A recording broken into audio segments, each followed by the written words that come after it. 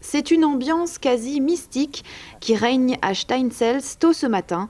Et pourtant, ce n'est pas pour chasser les mauvais esprits que Rudy Eki allume des bougies dans ses vergers.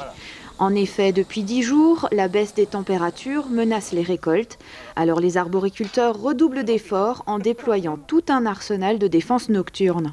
Avec une température de moins 2 degrés vers 4 heures du matin, les pruniers et mirabelliers précoces sont protégés grâce à 300 bougies de paraffine par hectare qui permettent de gagner 2 à 3 degrés au pied des arbres.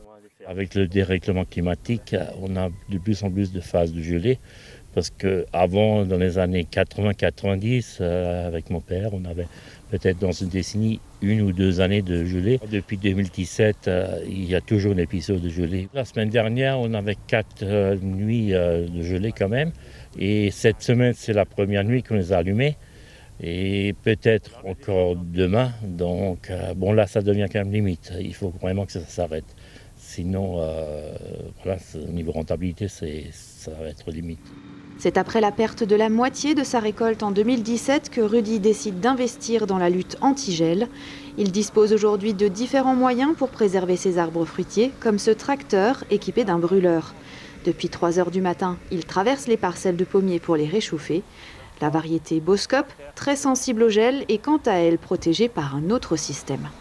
Là, on a un système d'éolienne, c'est un brassage d'air qui évite que le froid du sol remonte trop vers les arbres en fait. Dans la surface qu'on peut protéger maximum c'est 5 hectares, mais en pratique ça sera 3-4 hectares, bon, ce qui est déjà pas mal quand même.